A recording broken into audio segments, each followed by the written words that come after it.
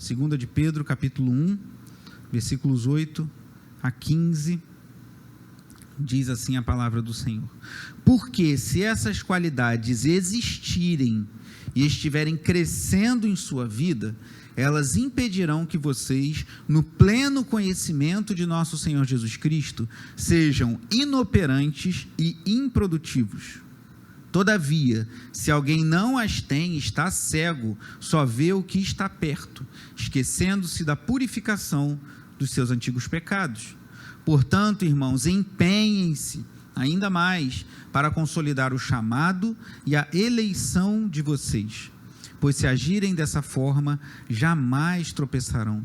E assim vocês estarão ricamente providos quando entrarem no reino eterno de nosso Senhor e Salvador Jesus Cristo, perdão.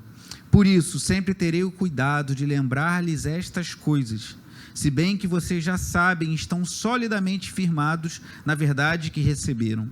Considero importante, enquanto estiver no tabernáculo deste corpo, despertar a memória de vocês, porque sei que em breve deixarei este tabernáculo, como nosso Senhor Jesus Cristo já me revelou. Eu me empenharei para que também, depois de minha partida, vocês sejam sempre capazes de lembrar destas coisas. Oremos mais uma vez, feche seus olhos, curve sua cabeça, vamos orar ao Senhor. Pai amado e bendito, te louvamos, Deus, te agradecemos pela bênção de estarmos aqui. Como é bom cantarmos louvores a Ti, como é bom orarmos, apresentarmos causas e orações e sermos despertados pelo Senhor também. E agora queremos te pedir, Senhor, que o Senhor fale a nós por meio da Tua palavra, que a Tua palavra venha iluminar, venha despertar-nos nessa manhã, para que possamos nos empenhar de todo o coração, crendo que Tu tens poder para nos sustentar dia após dia, até um dia em que estaremos na Tua presença. Seja conosco nessa manhã, em nome de Jesus. Amém. E graças a Deus. Os irmãos podem sentar. Hoje, dando continuidade, irmãos, deixa eu só...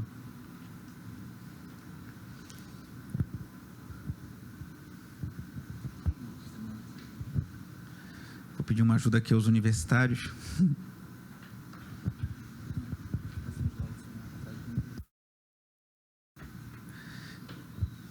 Como eu dizia antes na oração, eu tenho falado nessas exposições sobre 2 de Pedro, que a vida cristã, ela se assemelha mais a um campo de batalha do que a um parque de diversões. Muitos líderes hoje, na ânsia de angariar membros para as suas igrejas, outro dia eu fui numa igreja e estava assim, vencer, o nome da igreja, como se fosse, né, vencer e CNV Anil, né, venha participar. As pessoas quase te pedem, pelo amor de Deus, para você entrar na igreja, te envolvem em ministérios, porque você começa a servir a Deus, isso é bom, mas isso muitas vezes prende a pessoa a uma igreja, e às vezes a gente está muito preocupado em trazer, e falamos dos benefícios, e de fato são muitos, alguns por vezes fazem promessas que a Bíblia não faz, mas esquecem de dizer por vezes, ou preferem não contar essa parte, que há uma demanda de desafios também que nós temos que enfrentar em nossa caminhada cristã. Pode deixar, a gente passa depois. Isso, quando eu for passar, que eu não tinha combinado, esqueci de combinar com elas. Que tem umas citações que eu quero compartilhar com os irmãos mais à frente. Obrigado, Vitória.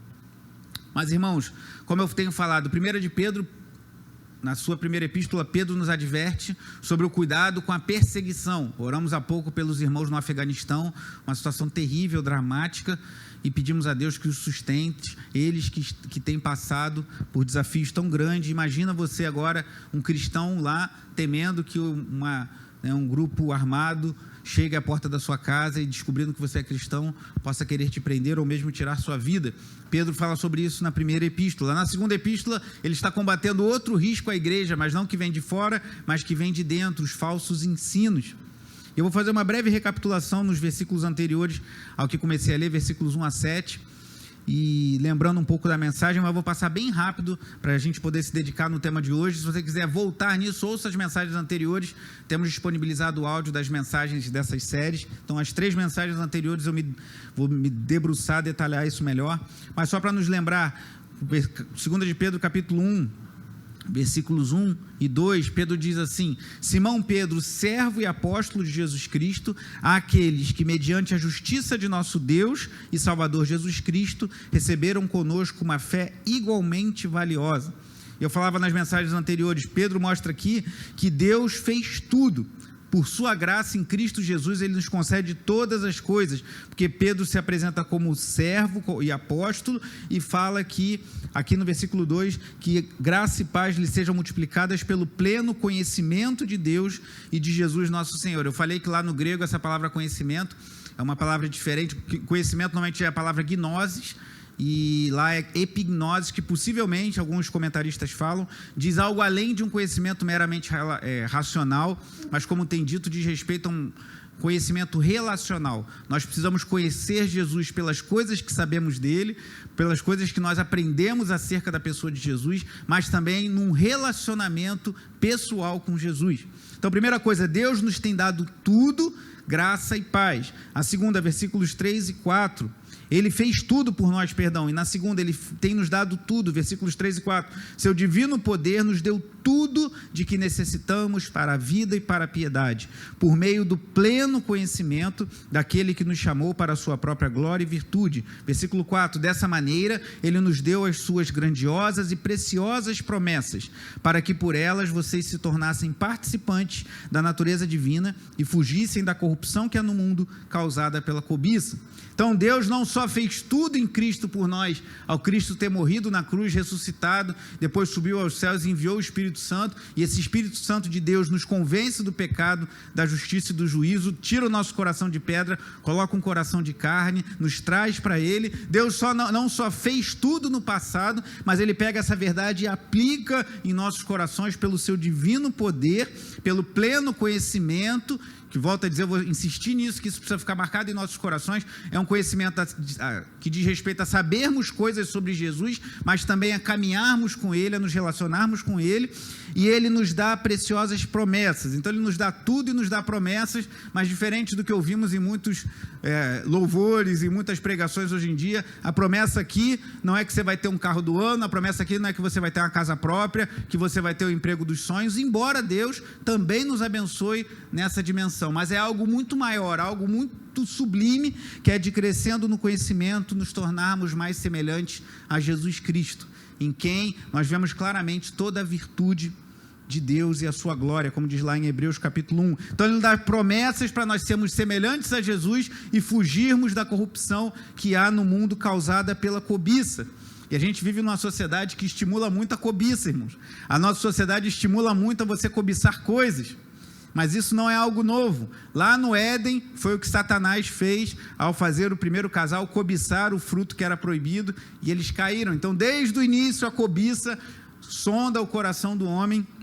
Isso já no último dos 10 mandamentos, Deus já nos adverte: não cobiçarás a casa do seu próximo, a mulher do seu próximo, os bens do seu próximo, já mostrando que a cobiça ela tem um potencial tremendo para nos levar à corrupção que há no mundo. Então Deus fez tudo em Cristo, Deus nos concede tudo para a vida e para a piedade. Se algo que devemos tomar posse, não é de promessas materiais, embora Deus nos abençoe nessa medida também, eu falei, mas é de que Deus tem nos dado condições de vivermos para a glória dele. Eu falei também de Efésios 1, versículo 3, em que o apóstolo Paulo fala que Deus tem derramado em Cristo toda a sorte de bênçãos espirituais nas regiões celestiais em Cristo. Então Deus tem nos dado tudo, irmãos, para vivermos uma vida piedosa para a glória dele. E aí vem o que eu chamei aqui de escada da fé, seguindo o pensamento de um autor chamado Michael Green, a partir do versículo 5, em que Pedro fala de 8 elementos que devem existir na vida de um cristão. Alguns falam que são 7, e culmina no amor, que é o vínculo da perfeição, como Paulo fala aos Colossenses, e diz assim, versículo 5 em diante: por isso mesmo, empenhem-se, ou empenho, a importância do empenho, empenhem-se para acrescentar a sua fé. A fé é o começo de tudo, a virtude, o conhecimento, ao conhecimento, o domínio próprio, ao domínio próprio, a perseverança, a piedade, a piedade, a fraternidade, o amor. Ainda relembrando, deixa eu só pedir uma ajuda aqui. Relembrando o que falei na semana passada ainda. Está pingando aqui o ar?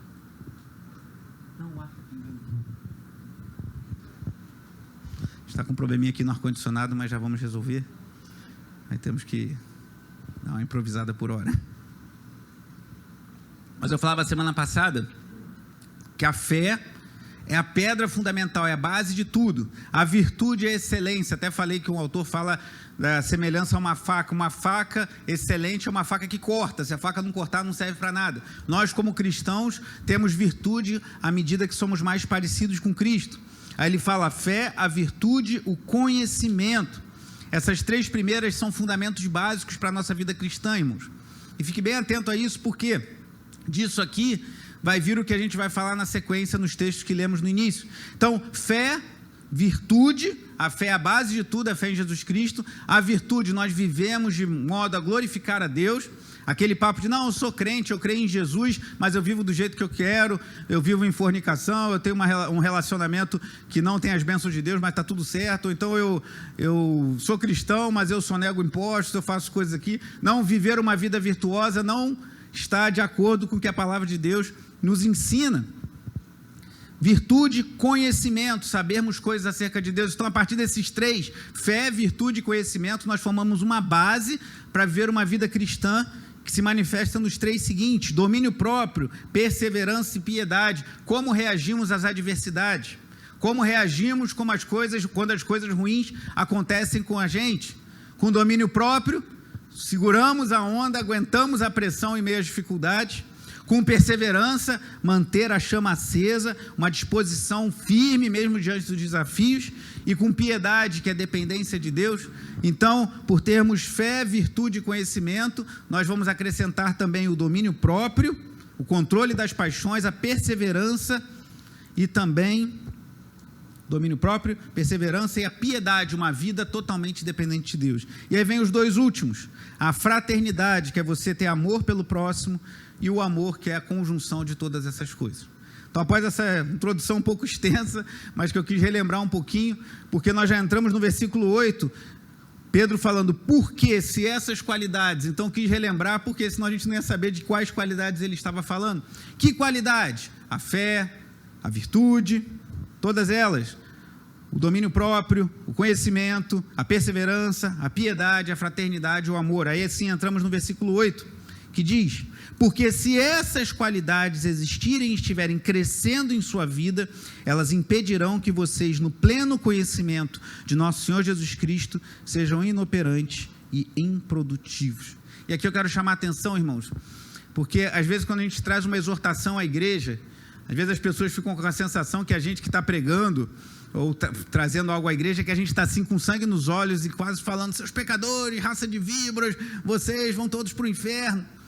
E existe um momento para isso. João Batista pregava muito dessa forma. Mas eu quero trazer uma exortação para os irmãos, mas de uma forma como um alerta, irmãos. Não como algo tipo assim, você está todo errado, vai para o inferno, mas algo assim, algo quase paternal, olhando para os irmãos, irmão, tome cuidado. Como se eu estivesse falando com os meus filhos. Tome cuidado com a sua vida. Porque o que a palavra de Deus está falando aqui no versículo 8 e 9, o contraste, eu dei esse tópico, o tema, o contraste entre o crescimento espiritual e a cegueira espiritual, é que se essas coisas das quais eu falei antes não estiverem presentes na nossa vida, se nós não vivemos uma vida de fé em Jesus Cristo, se nós não vivemos uma vida virtuosa, se nós estivermos entregues ao pecado, sujos, como ouvimos aqui na oração, se nós estivermos sujos e acharmos que está tudo certo, eu não pagar as pessoas, eu não pagar minhas contas, eu fazer as coisas que às vezes a lei manda de um jeito, a gente faz de outro, e a gente viver uma vida irreverente, e assistir coisas, e se deleitar com, às vezes, programas de televisão, com coisas de internet. Ontem falamos sobre redes sociais aqui, que a gente sabe que ofende a Deus, a gente não tem nada a ver, isso aí é exagero da parte do pastor, ficar falando que a gente não pode ver filme que tenha coisas de pornografia, que não sei o quê. A gente se entregar a uma vida que não seja virtuosa, se a gente não buscar o conhecimento de Deus em Jesus Cristo, se a gente não desenvolver o domínio próprio, se a gente não tiver perseverança e piedade, Eu lembro que o bispo Alexandre, lá de Recife, eu falei isso já, ele fala que temer a Deus é levar Deus a sério. Se eu não levo Deus a sério, não só na igreja, no culto, mas lá fora, quando eu estou fazendo meus negócios, quando estou atendendo alguém na minha profissão, quando estou fazendo o meu trabalho, cuidando da minha família, se não temos fraternidade, não manifestamos amor pelo próximo e o próprio amor, se não temos isso, irmãos, isso é um sinal de que nós podemos estar sendo inoperantes e improdutivos. Eu quero trazer esse alerta para que nós possamos abrir os nossos olhos essa manhã, irmãos. Não é uma cajadada, uma pedrada para você sair daqui triste, se achando o pior dos pecadores, pois nós somos pecadores, mas é um alerta, um chamado para que nós abramos os nossos olhos. Porque não dá, hoje em dia, infelizmente, a igreja perdeu a mão em nome de talvez querer botar todo mundo para dentro e achar que tudo está bom e que Deus é amor e ama a todos. E às vezes a igreja perdeu um pouco essa necessidade de despertar-nos para uma vida piedosa, irmãos. E o que Pedro está falando aqui, eu vou ler novamente o versículo 8. Se essas qualidades existirem e estiverem crescendo em sua vida, elas impedirão que vocês, no pleno conhecimento de nosso Senhor Jesus Cristo, sejam inoperantes e improdutivos. Então isso tem que existir, irmãos. Não tem esse papo de, eu sou um crente que tenho muita fé, tenho muito conhecimento de Jesus, mas eu não tenho domínio próprio. Não pisa no meu calo que eu fico furioso, porque eu tenho fé, tenho virtude, ou o contrário, não tenho domínio próprio, pode fazer qualquer coisa comigo, pode me acertar, pode me xingar, e eu fico ali, nada me afeta, porque eu sei para onde eu estou indo, eu tenho perseverança em meio às lutas, eu dependo de Deus, mas a pessoa não tem uma vida virtuosa, a pessoa não vive de modo digno do Senhor, ou não tem piedade, ou não tem amor pelo próximo. Não pode, irmãos. Aqui não são elementos que você, como se você estivesse indo num supermercado e escolhesse, ou numa loja, por exemplo, de sapatos. Aí tem vários sapatos, aí você escolhe o sapato da fé, o sapato da virtude, mas o do conhecimento eu não quero não. O do amor dá muito trabalho, deixa para lá. Fraternidade, ter que amar o irmão, às vezes o irmão é difícil, deixa quieto, não quero isso não. Não são várias coisas num cardápio ou de um restaurante que você escolhe, essa eu quero, essa eu não quero. Todas elas precisam existir em nossas vidas, irmãos. E aqui vem um alerta para nós, porque se isso não estiver existindo, há algo errado com a nossa caminhada espiritual, irmãos. E eu não quero te deprimir, não quero te deixar para baixo, mas como eu disse há pouco, eu quero que nós fiquemos com os nossos olhos bem abertos e façamos uma análise sincera da nossa vida, irmãos. Que o que o Pedro está falando é que se essas coisas existirem, elas vão impedir que nós sejamos inoperantes e improdutivos. E aí você pode, com perdão da palavra, inverter o ensino não inverter o ensino, mas olhar o versículo por outra ótica e pensar o seguinte: se elas existindo vão nos impedir de serem inoperantes e improdutivos, se elas não existirem, nós seremos inoperantes e improdutivos no reino de Deus. E isso fica mais claro no versículo 9. Todavia, se alguém não as tem, está cego, só vê o que está perto, esquecendo-se da purificação dos seus antigos pecados. Então, se a nossa vida não é marcada por essas qualidades que Pedro elenca aqui, pela fé, pela virtude, pelo conhecimento, pelo domínio próprio, pela perseverança, pela piedade, pela fraternidade, pelo amor, não é uma questão de, mas é que seu pai te tratou tão mal na sua infância. Não é uma questão de, mas você tem uma vida tão difícil, você perdeu o emprego. Não é uma questão de, você sofreu tanto na sua vida. Esse papo que é muito furado, que alguns falam, a pessoa teve muita dificuldade, por isso que ela virou ladrão. Não, ela virou ladrão porque ela é ladrão, porque tem muita gente que tem muita dificuldade e nunca roubou ninguém. E tem muita gente que tem muita facilidade e rouba muito. Não é por aí.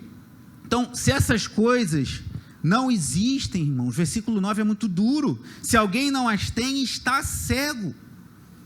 Então, eu creio que o Espírito Santo está nos chamando essa manhã para que venhamos abrir os nossos olhos e façamos como se fosse um raio-x, Antigamente era a chapa, agora mudou a tecnologia, uma tomografia, ou aquela outra, tem tomografia e tem outra. Ressonância, vamos fazer uma ressonância magnética da nossa alma essa manhã e ver se essas qualidades estão presentes em nossa vida, porque se não estiverem, irmãos, nós precisamos nos acertar hoje. E eu falo isso não querendo dar uma pedrada na sua cabeça, mas com temor diante de Deus. Por quê? Porque eu também tenho que fazer essa análise na minha vida. Estou dizendo que a gente tem que ser perfeito, que a gente nunca vai ter erros. Por vezes você vai falhar, tem horas que você vai falhar em alguma dessas, tem horas que você vai falhar talvez no domínio próprio, vai acabar se excedendo, mas aí se arrependa, peça perdão a Deus e siga em frente. Mas essas qualidades precisam se fazer presente em nossas vidas. Ah, mas meu pai era muito difícil, meu pai era muito bravo, brigava muito comigo, por isso que eu faço assim.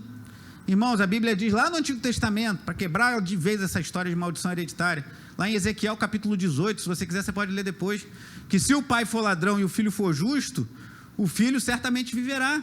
Claro que as atitudes dos nossos pais têm influência sobre nossas vidas, e as nossas atitudes como pais têm influência na vida dos nossos filhos, mas o que está dizendo lá em Ezequiel 18 é que o povo começou a se acomodar e dizendo assim, os pais comeram uvas verdes e os filhos embotaram os dentes. O que significa isso? Jeremias também, em Jeremias Deus condena esse maldito ditado, que o povo de Deus estava falando assim, não, está dando tudo errado na nossa vida, porque os nossos pais pecaram.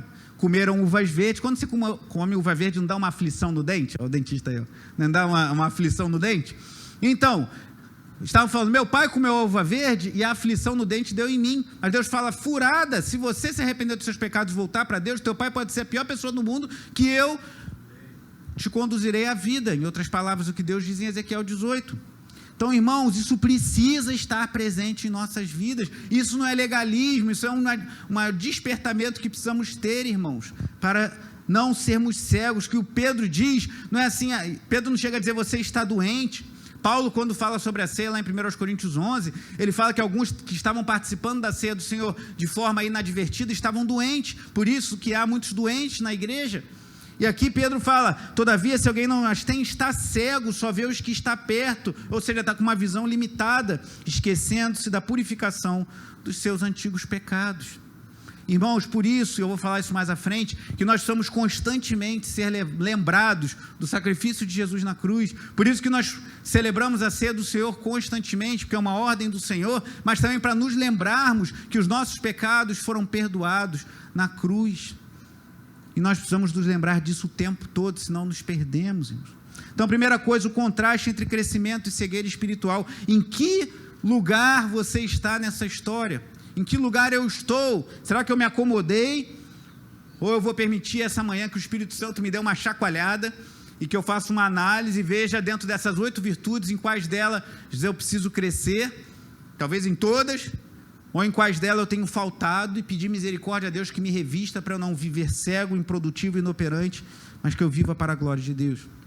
E ao versículo 10, Pedro faz uma perfeita conciliação entre eleição e empenho. Olha o que ele diz. Portanto, irmãos, o que está aí? Empenhem-se, como ele tinha dito no versículo 5, empenhem-se ainda mais para consolidar o chamado e a eleição de vocês, pois se agirem dessa forma, jamais tropeçarão. Esse assunto de eleição é um assunto difícil, irmãos, porque essa doutrina é uma doutrina que não é muito comum em nossos dias, embora tenha crescido muito nos últimos anos, e uma doutrina que fere muito o orgulho humano. Porque alguns pensam, mas a doutrina da eleição, ela diz que Deus escolheu alguns para a salvação, isso não é injusto? Na verdade, o justo seria Deus condenar todos nós, porque todos nós somos pecadores. Se fosse para ser pelo justo ali, né, era para Deus nos condenar a todos, porque todos nós somos pecadores, todos pecaram e carecem da glória de Deus, mas Deus, por sua misericórdia e graça, escolhe alguns que são muitos. E eu creio que esse é o ensino claro das Escrituras, não vai dar para detalhar muito isso, mas eu quero falar porque está no texto e para despertar a nossa consciência. Quando eu fui confrontado sobre essa doutrina, ela mexe com a gente, porque a religião básica e essencial do ser humano é a salvação pelas obras. Eu faço por merecer para Deus me abençoar. Só que a doutrina da eleição nos diz o seguinte, por mais que façamos, nunca será suficiente. É aquilo que eu já citei algumas vezes aqui. É como se você fosse, de repente, você é um excelente nadador, um atleta de triatlon, de umas coisas assim, você nada muito bem, mas você tem que nadar daqui até Recife, você não vai conseguir, você vai morrer no meio do caminho. A salvação é algo impossível para nós. Nós estávamos mortos, como diz Paulo lá em Efésios 2, mortos em nossos delitos e pecados. Como um morto vai voltar à vida, se ele não receber vida de fora? Então Deus nos chama, o Espírito Santo troca o nosso coração de pedra e bota um coração de carne, e isso não depende de nós. E como eu dizia, quando eu fui confrontado com essa doutrina, foi difícil para mim num primeiro momento, há muitos anos atrás, Mas duas coisas me convenceram. Primeiro, a própria Escritura, que eu creio que é ensino não só aqui em Pedro, mas em Paulo, nos próprios evangelhos, nas palavras de Jesus, mas também pela minha própria vida, irmãos. Quando eu olho para o meu passado, eu era ateu, eu era um homem promíscuo, um homem zombador, um escarnecedor, eu tinha uma abundância de pecados em minha vida, e eu sei que por mim mesmo eu nunca me voltaria para Deus, irmãos. Eu precisaria que Deus chegasse e me desse quase uma chave de braço e me puxasse para Ele. E para eu hoje estar aqui pregando a palavra de Deus foi graça do Senhor. Então eu penso que o que me fez pensar nisso é olhar para Deus e me voltar para Ele de mãos vazias, entendendo que eu não teria condições de me voltar para Ele, e por mais que eu fizesse para Ele, nunca seria suficiente. Mas nós vamos falar sobre isso em outras ocasiões, só quero jogar a sementinha para a gente refletir. E qual o propósito aqui? Não é te deixar confuso doutrinariamente, não é você ficar balançado, porque lembre-se do que veio antes. Ele fala de eleição, mas ele falou antes aqui de uma vida virtuosa. Então, se eu fui eleito, eu posso fazer o que quiser? Não! O que confirma que Deus nos escolheu para a vida eterna é justamente vivermos uma vida que glorifique a Ele. O que confirma, por isso que ele diz no versículo 10, empenhem-se ainda mais para consolidar o chamado e a eleição de vocês. Então, uma vida piedosa não é o que vai nos salvar, mas uma vida piedosa é um atestado de que de fato fomos salvos. Se a pessoa vive entregue aos prazeres desse mundo, vive, como lemos no início, entregue à corrupção do mundo causada pela cobiça, e ela diz, não, eu sou um eleito de Deus, ela está sinceramente enganada. Que ela acha que eleição significa que Deus escolheu, você faz o que quiser. Não, significa que somente Deus pode nos salvar e nós não temos como salvar a nós mesmos. E aí o que Pedro está dizendo é que nós temos que nos empenhar para consolidar, ou seja, para que nós mesmos e o próximo vejam que de fato nós somos pessoas que pertencem a Deus. E no versículo 11 ele diz, e assim vocês estarão ricamente providos quando entrarem no reino eterno de nosso Senhor e Salvador Jesus Cristo. É interessante que esse parágrafo grande aí dos versículos 1 a 11, ele começa dizendo o que Deus fez por nós e termina dizendo o que nós esperamos. E assim tem em Cristo, que é entrarmos no reino eterno, um reino é eterno e é de Cristo. E assim deve ser a nossa caminhada cristã, irmãos. Olhando sempre para trás, o que Deus fez por nós lá na cruz, entregando seu Filho para morrer em nosso lugar, derramar seu sangue em nosso favor, e olhando para frente, para onde estamos caminhando, para o reino de Cristo, um reino eterno, um reino que não terá fim. Isso nos dá esperança, que a gente olha, o que Cristo fez por nós me dá vigor, força para caminhar hoje, e para onde eu estou caminhando me dá perseverança para saber para onde eu estou indo. Ainda sobre essa questão da eleição, agora eu vou pedir a ajuda da Vitória. Uns slides, só para ajudar a gente a memorizar memorizar de decorar. Pode passar mais para frente. Se eu falei esse autor aí, Michael Green, ele fala o seguinte, a graça de Deus exige, como também capacita a diligência ou o esforço do homem. Quando eu falo em doutrina da eleição, não quer dizer que Deus me escolheu, então não preciso fazer nada. Não, justamente que Deus nos escolheu, essa graça que nos alcançou nos capacita para vivermos de forma diligente para a glória de Deus. Então, a graça, como eu já disse, alguém disse também, a graça não é o oposto do esforço, é o oposto do mérito. A graça de Deus nos diz que nós não temos mérito nenhum diante de Deus, porque por mais que tivéssemos mérito, não seria suficiente. Então, a graça é o oposto do mérito, mas não do esforço.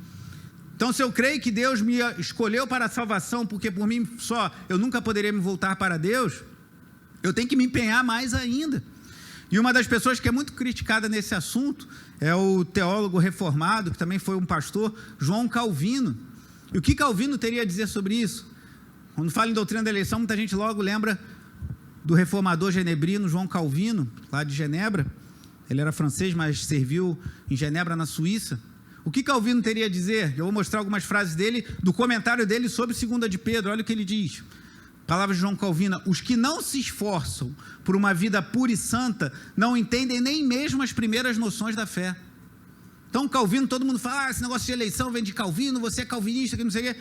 Palavras dele no seu comentário sobre 2 de Pedro. Quem não se esforça por uma vida pura e santa, não entende nem mesmo as primeiras noções da fé.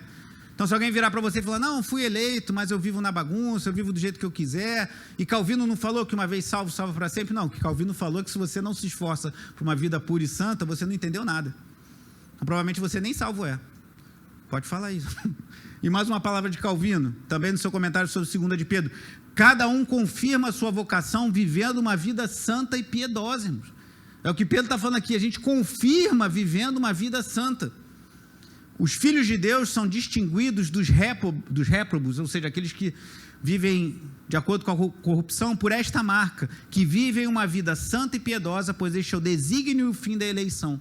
Então o que Calvino está falando não é que você, uma vez salvo, você pode fazer o que quiser e viver do jeito que você quiser, não. Nós confirmamos que fomos alcançados pela graça salvadora de Jesus, justamente vivendo uma vida para a glória dele. Esse assunto rende, irmãos. Espero voltar sobre esse assunto em outro momento, mas só queria te chamar a atenção, porque esse é um assunto que está nas Escrituras, e nós precisamos refletir sobre isso, e pensar também, se quando nós resistimos a essa doutrina, nós não estamos querendo botar algo de nós mesmos para dizer, eu não aceito, porque lá no fundo às vezes tem algum resquício de orgulho humano que nos fala, não, mas eu não sou tão ruim assim, eu mereço a salvação. Por que às vezes a gente vê alguém que teve uma vida toda errada e se converte, como o rei Manassés, por exemplo, no Antigo Testamento, que foi um homem terrível?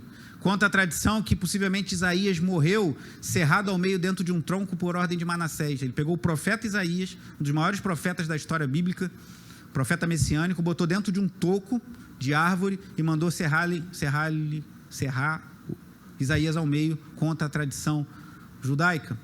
Era um homem terrível, entregou seus próprios filhos, como oferenda para serem mortos a Moloque. Esse homem se converteu, se arrependeu dos seus pecados, se voltou para Deus. Como você vê um Manassés que se converte, e às vezes a gente tem dificuldade de aceitar isso, porque no fundo a gente acha que a gente é bom o suficiente para ser salvo. E essa doutrina nos mostra que a gente não tem nada suficiente para ser salvo, só resta-nos estender as mãos vazias aos céus e clamar pela misericórdia e graça de Deus. Mas, avançando um pouquinho mais, já caminhando para o fim, então essas virtudes precisam, irmãos, fazer parte da nossa vida. Não caia nesse papo furado, você é crente, aceitou Jesus, levantou a mão num culto, está tudo certo, vive do jeito que você quiser, que no final você vai ser salvo. Não é verdade isso. Isso não é o ensino da Bíblia, nem mesmo o ensino da doutrina da eleição é esse. Depois de ter falado isso, e da esperança que temos no reino eterno, último ponto aqui para concluirmos. O apóstolo Pedro diz aqui a partir do versículo 12, por isso, sempre terei o cuidado de lembrar-lhes estas coisas, se bem que vocês já sabem, estão solidamente firmados na verdade que receberam. Irmãos, a gente precisa ouvir o evangelho o tempo todo. Por isso que outra coisa falsa que tem corroído a fé de muitos irmãos, esse papo, você não precisa de igreja não, você fica em casa. Domingo, dia do Senhor, o Novo Testamento não fala que domingo é o dia do Senhor, de fato não fala, há controvérsia em relação a isso. Todos os dias são dedicados a Deus, é verdade, deve ser assim, mas quando você abre mão de ter um dia focado no culto a Deus, você não vai ter outro dia. Que acaba que muita gente tem se enfraquecido na fé por causa disso. Não, eu não preciso dedicar o domingo ao Senhor, todos os dias são de Deus, legal. Só que vem o trabalho, vem a família, vem um monte de coisa, e você acaba não dedicando dia nenhum, e ao médio e longo prazo a sua vida espiritual fica fraca. Então, irmãos, precisamos ouvir essas verdades constantemente, é isso que Pedro está falando. Por isso eu tenho cuidado de lembrar vocês essas coisas. E a esses ouvintes dele, os leitores da sua carta, ele diz que estavam solidamente firmados na verdade que receberam. Mesmo um crente com uma formação em Cristo sólida, precisa ouvir as mesmas verdades sempre. Imagina a nossa geração que é tão frágil na fé. Somos uma geração que muitos denunciam que é um analfabetismo bíblico muito grande. Nós, como igreja, não conhecemos as Escrituras, não conhecemos as grandes doutrinas da fé, não conhecemos os antigos documentos da igreja que nos ensinam sobre a Bíblia e a vida cristã, não conhecemos as Escrituras. Se aqueles dos dias de Pedro, que eram solidamente firmados na verdade, precisavam ouvir as mesmas coisas constantemente, quanto mais a nossa geração, irmãos. Então, para nos mantermos firmes nessas qualidades que Pedro elencou, para sermos operantes e produtivos no reino de Deus, nós precisamos sim nos congregar como igreja, ouvir a palavra de Deus constantemente. Às vezes nós como pastores repetimos os exemplos, esse exemplo, essa ilustração eu já ouvi 10 vezes, mas isso é para fixar na nossa mente. Também o pastor não é uma máquina de pregação, nem uma máquina, né, de mensagem, nem de ilustrações, mas também isso eu creio que o Espírito Santo usa para firmar em nossas mentes e corações verdades que precisam ser repetidas. A gente precisa, irmãos, isso está na nossa natureza caída. A gente precisa, eu preciso, você precisa ouvir as mesmas verdades, ouvir essa antiga e bendita história do Evangelho diversas vezes. A gente precisa disso. Assim como a gente precisa comer todos os dias, assim como a gente precisa beber água todos os dias, assim como a gente precisa respirar, a gente precisa ouvir as verdades do Evangelho constantemente, senão a gente fraqueja. Paulo disse o mesmo em Filipenses capítulo 3, eu vou ler rapidamente aqui. Filipenses capítulo 3, versículos 1 e 2. O apóstolo Paulo diz assim: finalmente, meus irmãos, alegrem-se no Senhor. E olha o que diz o apóstolo Paulo: escrever-lhes de novo as mesmas coisas não é cansativo para mim e é uma segurança para vocês. Paulo está falando, eu estou falando um monte de coisa, em outras palavras, que eu já falei para vocês, mas isso não é cansativo para mim, isso é segurança para vocês andarem firmes na fé. E no versículo 2 ele fala: cuidado com os cães, cuidado com esses que praticam o mal, cuidado com a falsa circuncisão. Assim como Pedro, Paulo tinha preocupação de reforçar antigas verdades no coração do seu povo, para vaciná-los, né? Estamos falando tanto de vacina nesses dias, para que eles estivessem vacinados contra o vírus da heresia, por assim dizer. E aí lá, voltando à 2 de Pedro, versículo 13, ele diz assim: considero importante, enquanto estiver no tabernáculo deste corpo, despertar a memória de vocês, porque sei que em breve deixarei este tabernáculo, como nosso Senhor Jesus Cristo já me revelou. Então Pedro sabia que a morte o aguardava, que ele não ia demorar muito, mas Cristo já havia revelado a ele que ele ia morrer em breve. E o que ele faz? Ele senta na frente da televisão e fica esperando a morte? Ou ele fala: já trabalhei muito a vida toda, já sofri muito pelo Evangelho, já cumpri minha meta, já posso me aposentar como apóstolo? Não, ele escreve isso e busca com empenho renovar na mente dos seus leitores, dos seus, digamos assim, das suas ovelhas, as verdades eternas do Evangelho. Lembre-se daquela passagem marcante quando Pedro nega Jesus, aí depois da ressurreição, numa praia, Jesus aparece a eles, e Jesus conversa com Pedro no particular, e Pedro havia negado Jesus 3 vezes, e Jesus vira para ele por 3 vezes e fala: Pedro, tu me amas? E Pedro responde: tu sabes, Senhor, que eu te amo. E o que Jesus fala para ele? Apacenta as minhas ovelhas, apacenta as minhas ovelhas, apacenta as minhas ovelhas. Então Pedro talvez aqui estivesse relembrando as palavras de Cristo, e mesmo sabendo que estava às portas da morte, mesmo sabendo que não ia demorar muito, ia ter uma morte trágica, porque Jesus, nesse mesmo texto de João 21, se você quiser você pode conferir depois, ele fala da natureza de morte que Pedro teria, que seria levado para um lugar que ele não queria ir, e conta a tradição, aí não o Evangelho, mas a tradição, que Pedro foi crucificado de cabeça para baixo, que ele não se achou digno de morrer da mesma forma que o seu Senhor. Então Pedro sabia que a morte era iminente e seria uma morte brutal, mas ele até o fim, ele cumpriu o chamado que ouvira de Cristo lá atrás: apacenta as minhas ovelhas. E para apacentar as ovelhas que são de Cristo, não eram de Pedro, de Paulo, nem são do pastor ou bispo ou apóstolo, embora hoje eu não creia que existam apóstolos, só falsos apóstolos. Para apacentar as ovelhas de Cristo, nós precisamos relembrar dia após dia, culto após culto, domingo após domingo, as verdades essenciais do Evangelho. E o versículo 15, concluindo, Pedro diz: eu me empenharei para que também depois da minha partida, vocês sejam sempre capazes de lembrar destas coisas. E está aqui, o empenho de Pedro foi honrado por Deus, porque Pedro já partiu para o Senhor há 2000 anos, arredondando, e hoje estamos aqui debruçados sobre as palavras que ele se empenhou para trazer como bênção para a igreja de Cristo. Então Pedro fala: empenhem-se, no versículo 5, no versículo 10, empenhem-se ainda mais. Mas no versículo 15 ele fala: eu também estou me empenhando para cumprir o chamado que ele ouviu da boca de Cristo: apacenta as minhas ovelhas. Irmãos, a vida cristã não é uma brincadeira, a vida cristã não é um campo de diversões, a vida cristã parece muito mais um campo de batalha. E nós precisamos tomar consciência desse, relembrando as mensagens das últimas terças-feiras ministradas pelo diácono Valquir: vestir a armadura de Deus e nos prepararmos para a batalha. Alguma dessas virtudes, dessas características não estão presentes em sua vida, peça a Deus para que você possa ser produtivo e operante para a glória de Deus, e volte às mesmas práticas antigas, a leitura da palavra. Mas eu tenho que ler a Bíblia todo dia? Tem que orar todo dia? Tem que ir à igreja constantemente? Tem, É isso que nos dá saúde como povo de Deus, irmãos.